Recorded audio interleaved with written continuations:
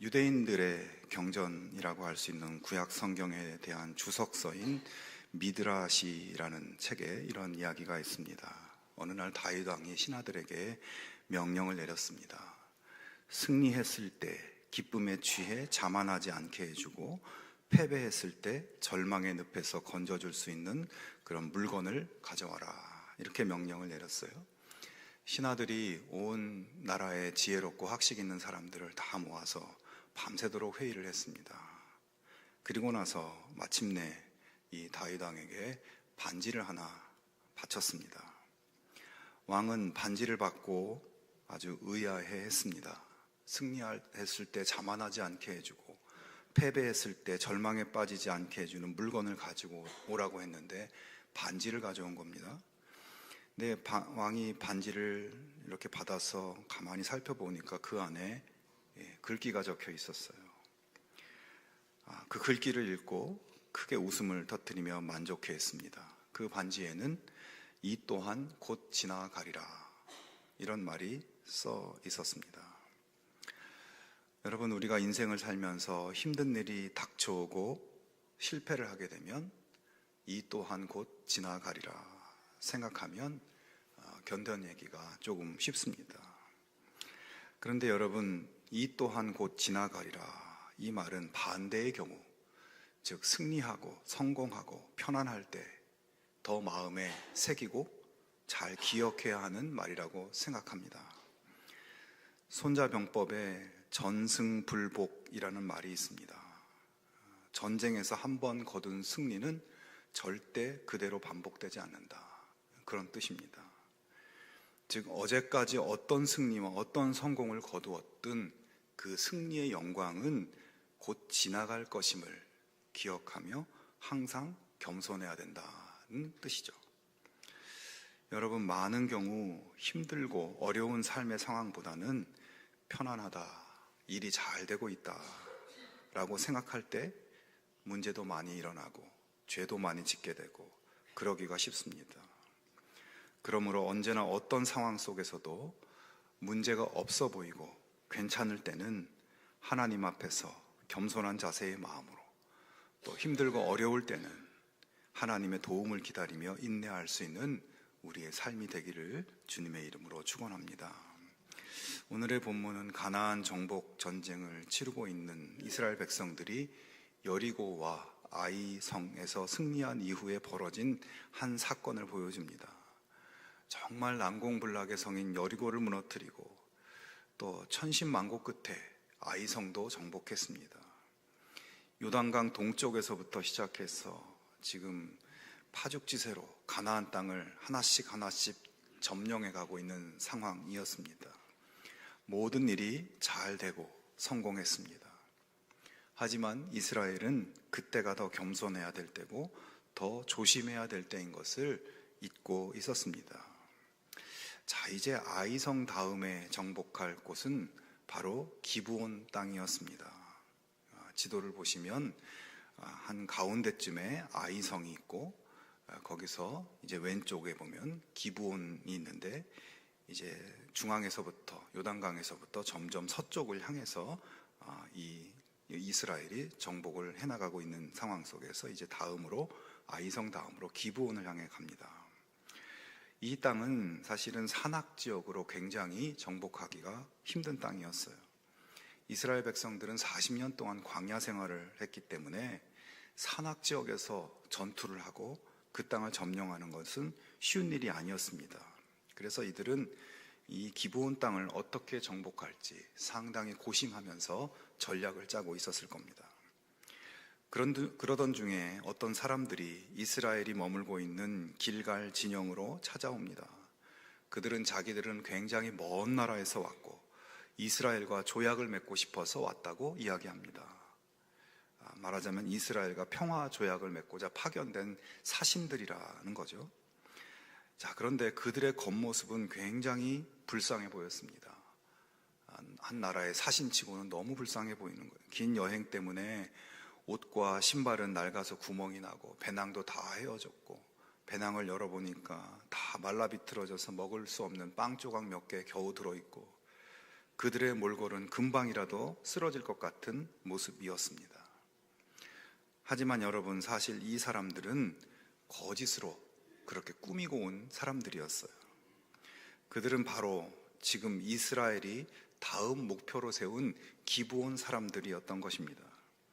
이 기브온 사람들은 이스라엘이 여리고와 아이성을 점령하고 그 다음은 바로 기브온, 자기들 차례인 것을 짐작하고 있었습니다.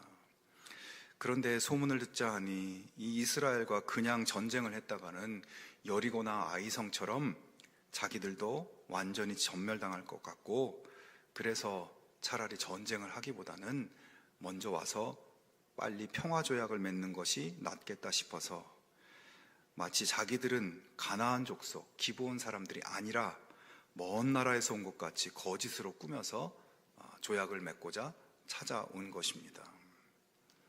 자, 이렇게 찾아온 기브온 사람들에 대해서 여호수아와 이스라엘은 어떻게 했을까요? 7절에 보니까 너희가 우리 가운데에 거주하는 듯하니 우리가 어떻게 너희와 조약을 맺을 수 있으랴, 이렇게 의심을 합니다.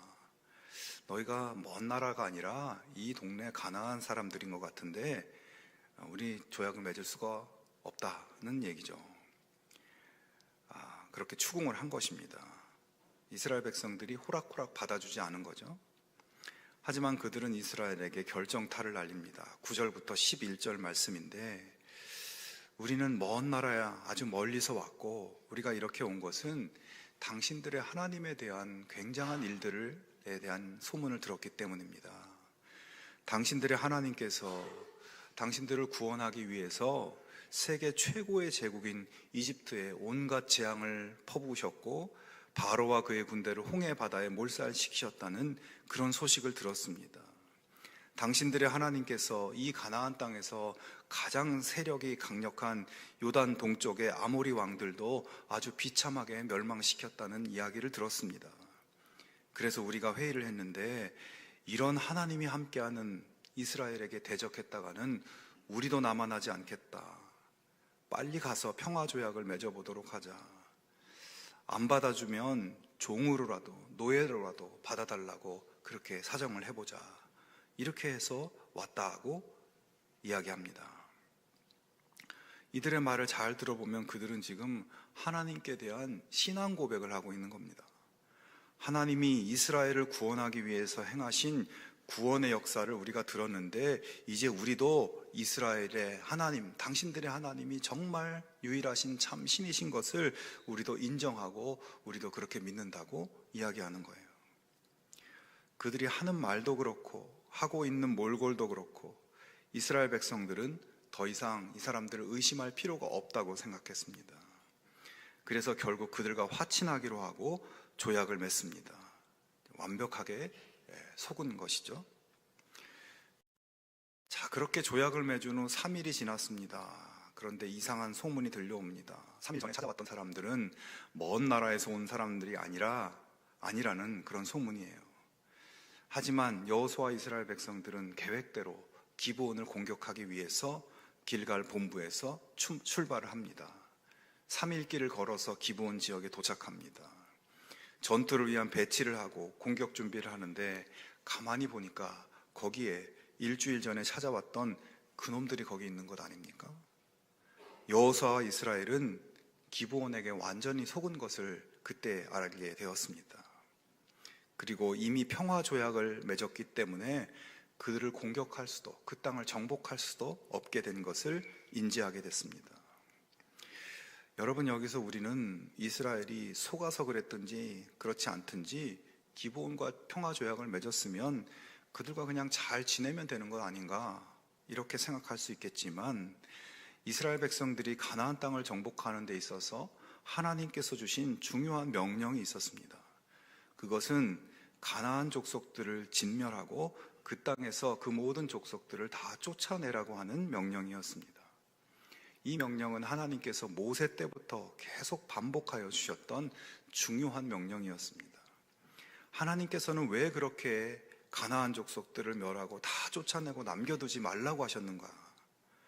왜냐하면 만약 가나안 족속들을 진멸하여 뿌리채 뽑아내지 않고 조금이라도 그들을 남겨두면 이후에 그 남은 자들이 다시 잡초처럼 자라나서 자기들의 우상숭배 문화로 이스라엘을 유혹하고 하나님으로부터 멀어지게 만들고 하나님께 대한 신앙을 무너뜨리고 결국 이스라엘이 가나안 족속들에게 지배당하고 망하게 될 것을 내다보셨기 때문입니다. 실제로 나중의 역사를 보면 결국 이스라엘은 이 가나안 정복 과정에서 가나안 족속을 완전히 몰아내질 못했어요. 그렇기 때문에 그 이후에 사사시대, 왕정시대를 거치면서 이들에게 계속 괴롭힘을 당하고 여러 가나안 우상들, 바알 우상, 아세라 우상 그 종교에 오염돼서 이스라엘 정체성을 상실하고 결국 이방 족속들에 의해서 멸망당하는 실패를 하게 됩니다. 그런 의미에서 오늘의 이 사건은 앞으로 남아있는 가나안 정복 전쟁을 전부 다 승리한다고 해도 큰 오점으로 남게 될 만한 사건이었고 이후에 이스라엘의 믿음의 역사에 발목을 잡는 그런 일이 되고 말았습니다. 여러분, 이 세상에는 속고 속이는 일이 참 많이 벌어집니다. 우리가 눈을 부릅뜨고 우리의 감각을 예민하게 세우고 우리의 지혜와 우리의 경험을 다 동원해도 작정하고 속이려는 자들을 이길 수 없을 때가 많습니다. 저도 그런 경험이 있었습니다. 오래전에 제가 있는 교회로 저의 고3 때 같은 반 친구라고 하면서 한 사람이 찾아왔습니다. 자기 별명이 땅콩이었는데 기억나냐고 하면서 엄청 친근하게 학교 이야기를 하면서 다가오는 겁니다.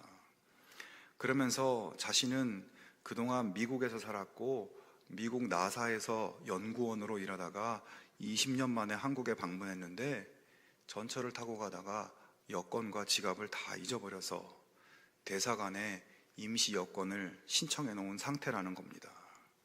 그래서 여권이 나올 때까지 돈을 조금 빌려달라는 것입니다. 저는 그 친구의 사정이 너무 딱해서 사무실에 올라가서 10만 원을 봉투에 담아서 곱게 이렇게 전달해 줬습니다. 너무나 고맙다고 하면서 이제 여권이 나오면 신용카드도 다시 발급받고 그렇게 되면 돈도 갚고 나중에 너희 가족을 미국에 초대할 테니 꼭 한번 오라는 겁니다. 그러고 헤어졌어요. 어떻게 되었을까요? 그냥 10만 원을 날린 겁니다. 정말 속이려고 작정하고 찾아와서 현란한 말솜씨로 다가오는데 그때 제 정신이 잠깐 외출을 간 것 같습니다. 주변에서 다른 목사님들이 야, 천하의 나 목사님이 그렇게 당하다니 그런 말도 들었습니다. 여러분, 사람 사는 세상에 이런 속임이 너무 많고 거짓도 많고 잘 분별할 수 있어야 되는데 그러기가 쉽지 않은 것 같습니다. 그런데 여러분, 이렇게 사람과 사람 사이에 거짓으로 속이는 일도 문제이지만 특히 우리 하나님을 믿는 성도들은 믿는 자들에게 다가오는 마귀의 속임과 유혹이 더 중요한 문제입니다. 사람과 사람 사이의 속임은 눈에 보이는 피해를 입히지만 마귀의 속임은 우리의 영혼에 피해를 입히고 우리의 믿음에 금이 가게 하고 그래서 하나님을 떠나게 만들고 구원에서 떨어져 나가게 만드는 것이기 때문입니다. 오늘 본문의 말씀도 여호수아와 이스라엘 백성이 겉으로는 사람에게 속은 것 같지만 그 내면에는 마귀의 속임이 있었습니다. 마귀는 이스라엘이 가나안의 모든 족속들을 진멸하라고 하는, 완전히 멸하라고 하는 하나님의 말씀을 지키지 못하도록 만들기 위해서, 그래서 그들의 사명 수행에 오점이 남게 하고 나아가 미래에 그들을 망하게 만들고 하나님 역사에 타격을 입히기 위해서 기브온 족속을 앞세워서 이스라엘을 속인 것입니다. 마귀가 사람을 이용해서 이스라엘의 동정심을 유발시키고 자만에 빠지게 하고 판단을 흐리게 만들어서 속인 것입니다. 그래서 이스라엘의 역사를 망치게 만드는 그 불행의 씨를 뿌리게 만든 것입니다. 여러분, 오늘 우리의 삶은 혈과 육에 관한 것이 아니라 영적 전쟁이라고 성경은 정의합니다.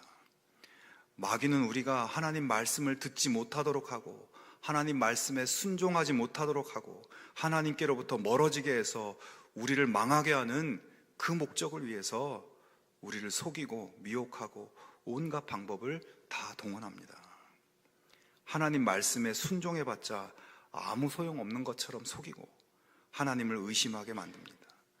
우리의 이성과 합리적인 생각들을 설득해서 하나님과 멀어지게 하고, 우리의 감정을 자극해서 하나님 뜻이 아니라 그냥 내 감정 따라 선택하게 합니다. 때로는 내가 산전수전 다 겪은, 내가 여기까지 어떻게 왔는데 자만심을 이용해서 우리를 걸려 넘어지게 합니다. 여러분, 우리는 참으로 전방위적으로 공격해오는, 그러나 그것이 영적 공격인지 알아차리지 못하게 다가오는 그런 영적 전쟁 속에 살아가고 있는 것입니다. 여러분, 혹시 지금 내가 하나님과 멀어져 있고 세상 살아가는 일과 사람들과의 관계의 어려움들 때문에 믿음이 흔들리고 믿음의 생활의 균형이 무너지고 그러고 있다면, 그 배후에서 나에게 다가오고 나를 속이는 것들이 있지 않은지 분별해 볼 수 있기를 바랍니다. 우리의 삶은 그냥 물리적인, 그냥 세월 흘러가는 대로 흘러가는 그런 삶이 아닙니다. 치열한 영적 전쟁의 삶입니다. 나를 구원하시려는 하나님과 나를 죽이려고 하는 악한 영 사이의 영적 전쟁 속에 정신을 차리고 근신해서 어떤 상황 속에서도 하나님의 뜻, 하나님의 말씀에 바로 서서 적들의 속임에 넘어가지 않는 하나님 자녀들이 다 되실 수 있기를 주님의 이름으로 축원합니다. 자, 그러면 우리를 속이고 그렇게 작정하고 달려드는 그들에 대해서 어떻게 그것을 알아차리고 분별할 수 있는가? 오늘 본문 14절과 15절을 보시면, 무리가 그들의 양식을 취하고는 어떻게 할지를 여호와께 묻지 아니하고 여호수아가 곧 그들과 화친하여 그들을 살리리라는 조약을 맺고 라고 되어 있습니다. 여러분, 여호수아와 이스라엘은 여리고성 아이성에서 큰 승리를 거두며 승리의 영광에 취해 자만하고 있었고, 그래서 지금 거짓골로 찾아온 이 사람들이 조금 이상하다 생각은 들었어도 하나님께 어떻게 해야 좋을지 묻지 않고 그냥 경솔하게 판단해 버린 것입니다. 큰 실수를 한 것입니다. 그런데 여러분, 이들의 이런 실수는 여호수아 7장에서 아이성을 정복할 때의 상황과 너무나 비슷합니다. 여리고라는 최고의 성을 무너뜨린 다음 아이성을 정복하고자 할 때 그들은 아이성을 우습게 보고 하나님께 묻지 않고 정탐꾼들의 의견을 따라 나갔다가 비참한 패배를 당했습니다. 그런데 그때의 실수를 오늘 본문에서 또 하고 있는 것이죠. 몰골은 형편없고 자기들 좀 살려달라고 애원하면서 다가오는 그런 사람들 역시 마음속으로 우습게 보고 하나님께 묻지 않고 그냥 받아줘 버린 것입니다. 여러분, 잠언 3장 5절과 6절에 너는 마음을 다하여 여호와를 신뢰하고 내 명철을 의지하지 말라. 너는 범사의 그를 인정하라. 그리하면 내 길을 지도하시리라 말씀이 있습니다. 여기서 가장 중요한 핵심 문장은 내 명철을 의지하지 말라는 겁니다. 이스라엘은 자기들의 똑똑함을 의지하고 자기들의 명철을 의지하고 모든 것을 다스리는 하나님의 주권을 인정하는 마음이 부족했습니다. 그래서 주인이신 하나님이 인도하시는 길을 구하지 않았습니다. 여러분, 우리가 영적 전쟁터에서 살아갈 때 정말 필요한 것은 결국 하나님이 나보다 훨씬 뛰어나심을 믿고 하나님께 묻는 것입니다. 그리고 하나님의 지도하시는 말씀을 듣고 순종하는 것입니다. 여러분, 이것이 되지 않으면 우리의 믿음을 흔들고 우리의 구원을 붕괴시키려고 하는 마귀의 속임과 도전을 우리의 명철과 지혜로 이겨낼 수가 없습니다. 여러분, 지금 우리의 삶에 일어나는 수많은 사람들, 사건들, 삶의 관계들, 그것을 그냥 쉽게 생각하고 내 판단대로 결론 내리고 말하고 행동하지 않기를 바랍니다. 작은 일 하나라도, 쉬운 일 하나라도 명철하신 하나님께 맡기고, 하나님은 어떻게 생각하십니까? 하나님, 제가 어떻게 말하고 행동해야 합니까? 지혜를 구하고 하나님 뜻을 구하실 수 있기를 바랍니다. 하나님께 겸손하게 나오는 자들, 자기 자녀들에게 하나님 지혜를 주시고 명철을 주실 것입니다. 마귀에게 속지 않도록 도우실 것입니다. 자, 그런데 여러분, 오늘 말씀을 보면서 또 한 가지 중요한 메시지가 있습니다. 그것은 우리가 살면서 일이 힘들고 문제가 있고 그러면 하나님을 찾고 기도도 하고 그렇게 하지만 사는 게 별로 힘들지 않고 큰 문제도 없고 우리가 살만하다 싶으면 기도에 게을러지고 기도하지 않는다는 겁니다. 오늘 본문의 이스라엘의 실패는 바로 그런 것이었습니다. 그들은 힘들고 절박한 문제들 앞에서, 이 건너는 것이 불가능한 요단강 앞에서, 강력한 성 여리고 앞에서 하나님께 매달리고 기도하며 하나님의 지시를 받았습니다. 그러나 쉬워 보일 때, 승리한 다음에 아이성 앞에서, 자기들보다 못해 보이는 기브온 족속 앞에서는 자신감이 넘쳤습니다. 불안하든지 편안하든지 힘들든지 쉬워 보이든지 언제나 변함없이 지속적으로 기도하며 하나님의 뜻을 구해야 하는데 그들은 그렇지가 못했습니다. 여러분, 우리가 좋을 때나 안 좋을 때나, 큰 문제가 있을 때나 쉬워 보일 때나 어떤 경우라도 하나님께 기도하고 묻고 대화하는 자세가 중요합니다. 어떤 위기가 있을 때는 금식을 한다, 새벽 기도회를 나간다, 눈물 콧물 흘리며 기도하는 그런 거 좋습니다. 당연히 그렇게 해야 합니다. 그러나 아무 일이 없어 보여도, 내가 평안할 때도 어느 때든지 변함없이 하나님 앞에 나와 기도하는 것이 중요합니다. 여러분, 하나님 앞에서 신앙생활을 얄팍하게 하지 않기를 바랍니다. 문제가 있으면 하나님 찾고, 그렇지 않으면 하나님 필요 없는 것처럼 살고, 여러분 그렇게 신앙생활 하지 않기를 바랍니다. 힘든 일이 있어서 죽을 듯이 기도하다가 조금 괜찮아지면 아예 기도의 자리를 찾지 않는 그런 모습이 아니라, 어느 때든지 어떤 상황 속에서도 일상의 가벼운 순간을 지나면서도 하나님 앞에 기도를 쌓을 수 있기를 바랍니다. 여러분, 성경에는 기도에 대한 가르침이 많이 나옵니다. 그 기도에 대한 가르침들의 중요한 공통점이 있습니다. 그것은 기도는 꾸준히 지속적으로 계속해야 한다는 것입니다. 우리가 살아있는 동안 한 번도 호흡을 멈추지 않는 것처럼 기도를 호흡처럼 쉬지 않고 하라고 성경은 가르칩니다. 기도의 질보다 기도의 양을 강조합니다. 여러분, 마귀는 우리가 기도하지 않는 그 틈을 파고드는 것입니다. 우리가 기도하지 않아서 하나님과 느슨하게 되어버리는 그 순간을 마귀는 놓치지 않는 것입니다. 여러분, 계속 기도로 하나님께 붙어있는 여러분 되실 수 있기를 바랍니다. 그렇게 우리의 기도가 지속되고 우리의 기도의 양이 쌓일 때 우리의 문제는 하나님의 역사로 해결되고 승리의 삶으로 나아갈 수 있게 되는 것입니다. 끊임없이 꾸준히 기도하며 하나님께 작은 것이라도 묻고 또 물으면 하나님은 우리의 길을 친히 지도하시고 이기게 하시고 성공하게 하실 것입니다. 승리를 지나서 또 다른 승리의 길에 이르게 하실 것입니다. 우리 모두가 이런 축복과 이런 승리를 누릴 수 있게 되기를 주님의 이름으로 축원합니다. 여러분, 우리의 인생은 영적 전쟁의 한가운데 있습니다. 목숨 걸고 속이고 목숨 걸고 우리를 무너뜨리기 위해서 보이지 않게 다가오는 것들을 분별하고 언제나 겸손하게 하나님 뜻을 구하고 그 뜻대로 살아갈 수 있기를 바랍니다. 여러분, 하나님은 삶의 치열함 가운데 있는 우리와 계속 이야기하길 원하십니다. 우리에게 가르쳐 주실 것을 많이 가지고 계십니다. 문제는 우리가 얼마나 자주 하나님을 찾고 하나님께 묻고 있는가, 얼마나 하나님이 주실 말씀을 기대하고 그것을 존중하며 기다리고 있는가. 여러분, 다시 기도의 자리와 시간을 회복할 수 있기를 바랍니다.